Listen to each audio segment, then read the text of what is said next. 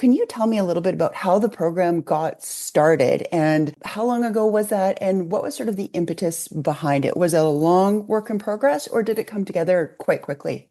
It started as an exhibit.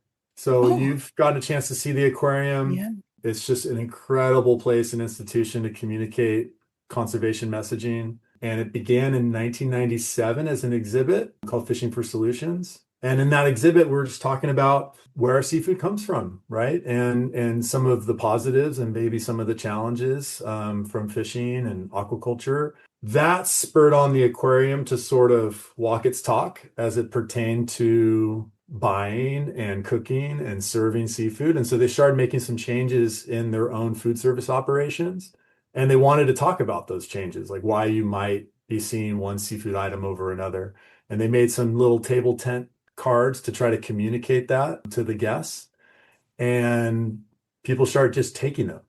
It was kind of this aha moment. Like people want this information because the aquarium was just trying to communicate we're serving this because we think it's more environmentally responsible. We're not serving this because we think it has some issues. And it turned out people really wanted that information. They wanted to be told like, oh, what should I lean into a little more and why? And so exhibit started in 1997, and by 1999 is when the aquarium decided to have a full conservation program called Seafood Watch that was looking at these issues and trying to develop and communicate information to consumers and businesses to try to help them make choices for a healthy ocean. So it was pretty cool. I think just kind of somewhat organic from natural demand from the people visiting the aquarium. And you sort of touched a little bit on that, the reception from aquarium goers sounds really positive when the program first came out. What was the reception like from the larger community, particularly producers maybe, or owners or service industry members when they started talking about the program? What was that reception like? Chefs and restaurants, I think, are such change makers. And one step, not even removed, but directly connected to those consumers. So, with the program generating this buzz around seafood sustainability and actually arming them with some information to take action on, naturally, it just started engaging the chefs and the culinary community, right? I mean, because they're consumers as well. Like they see this information and they're usually the first to, just jump into something and want to use kind of the position they hold to make more responsible choices. And Mhm. so chefs and restaurants were the natural next step of the program engaging with more of like the market businesses in general. They have a lot of power, a lot of sway over public perception and the ability to shape and frame things and present things that consumers may or may not be accustomed to before, right? So they have a lot of flexibility in what they can bring their guests, which is great. And so I think chefs were kind of that first change agent from the market side. But of course, it requires a lot of engagement up the supply chain. And, slowly over time, it's become much more accepted, certainly. I mean, the seafood industry is incredibly important for global communities at large, and no one's trying to do the wrong thing, at scale. So there's some hesitancy, I think, at first in terms of, how are we communicating things as being sustainable or not sustainable, et cetera. But over time, I mean, if you go to certain seafood expos, 20 years ago, maybe sustainability wasn't the front and center message. Now it's everything, right? It's all everyone's talking about and positioning. So I think it's just been a natural progression of having it be a little bit of a niche subject or something that just the conservationists are talking about. And now, much more ownership within the supply chain and producers as well, and recognizing, they want to do the right thing. They want seafood to last forever, right? And that's all what sustainability is about. And both from the environmental side as well as, economically, socially, et cetera. So, but chefs really lead the charge in many, many ways. So they're a powerful audience that we try to continue to engage with.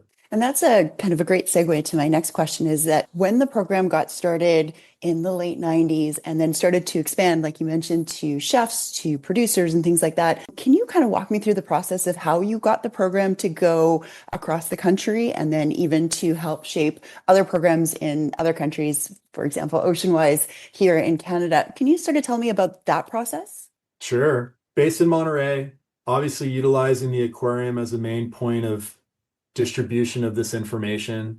We're also very fortunate that we have strong relationships with other zoos and aquariums across the country.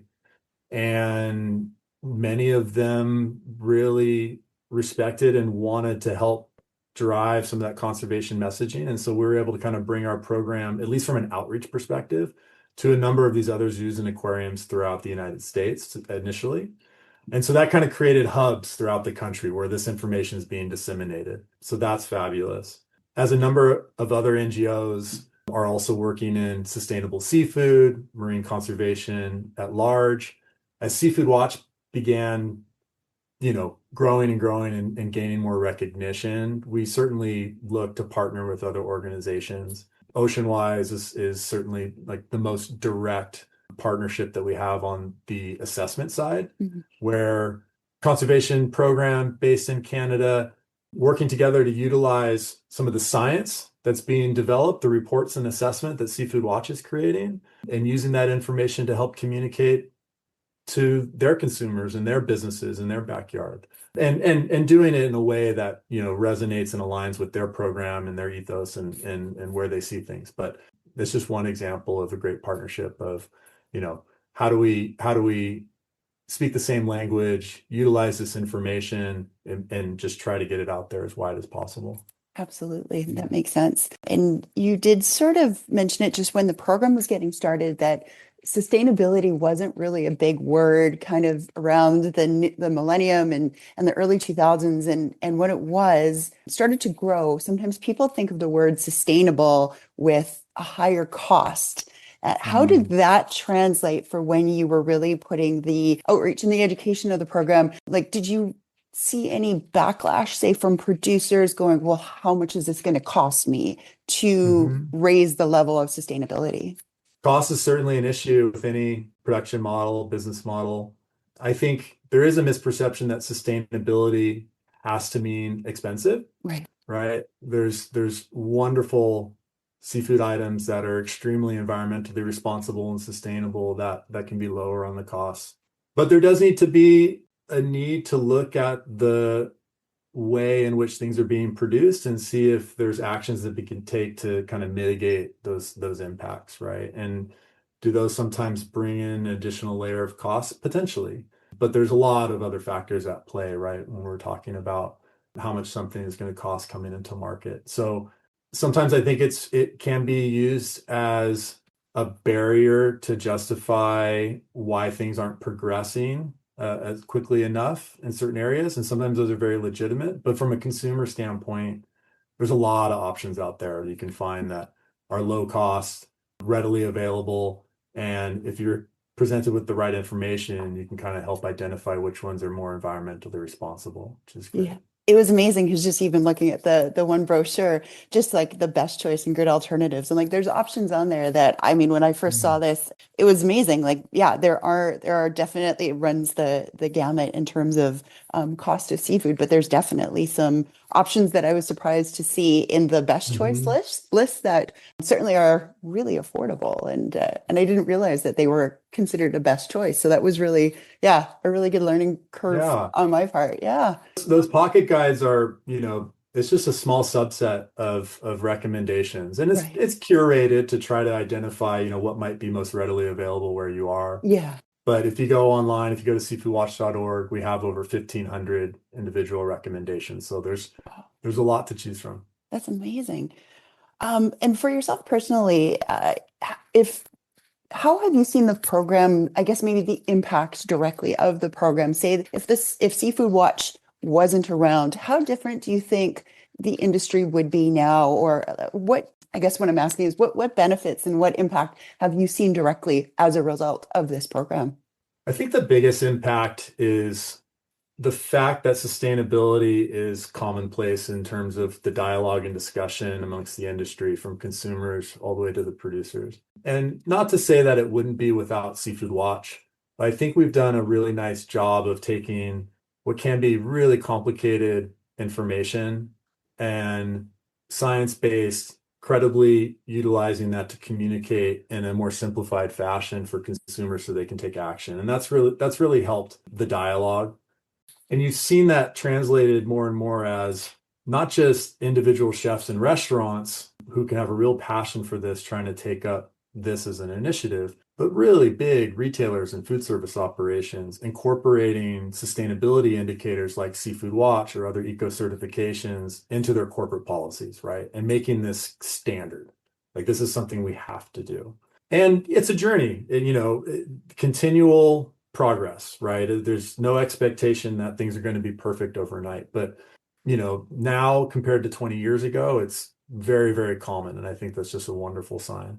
I think going forward, the big area is understanding that sustainability isn't just about environmental impacts, but about people as well, right? And so how do we continue to evolve to understand that when we're talking about true sustainability, we're talking about, sure, what are the impacts on the environment, but also what are the impacts on the community and the people that work within the supply chain, from human rights to fair and safe labor conditions to equity and throughout all of that. And that's a big long-term goal, and it's not something you can simplify in a green, yellow, and red communication on a pocket guide. But that's where businesses are bringing a lot more attention now, right? They're focused on environmental impacts. I think it's standard, common expectation that you have some standards and policies around that. Now, what are you doing to try to help ensure that the people that work within the seafood industry are protected and have the ability to thrive as well? And then just to wrap up here, for yourself and for the program as a whole, where do you see the next sort of maybe short term, say 10 years? Do you see the industry changing dramatically in terms of its practices, or what are the next goals for Seafood Watch?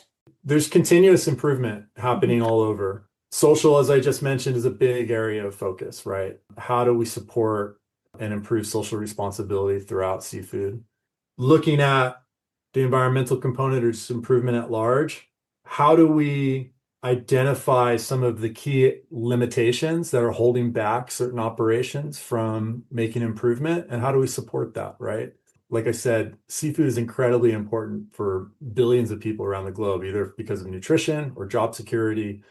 We don't want it to go away. Production is going to continue to increase. We have growing global populations. How can seafood play a critical role in supporting that? But it's going to require continuous improvement. I think in aquaculture or farming of fish, right, that's where the growth is most prevalent, right? We see anywhere from 15 to 20% year on year growth of aquaculture production. And with that comes an opportunity to continue to have improvements, right? I think it's great because aquaculture in some semblance is a bit of a technology in a way, right? Like, how do we farm better? And one component of that is technology in a sense. And usually you can see improvements happen quite rapidly in the technology space. So I'm optimistic that that'll continue. Fantastic. That's great.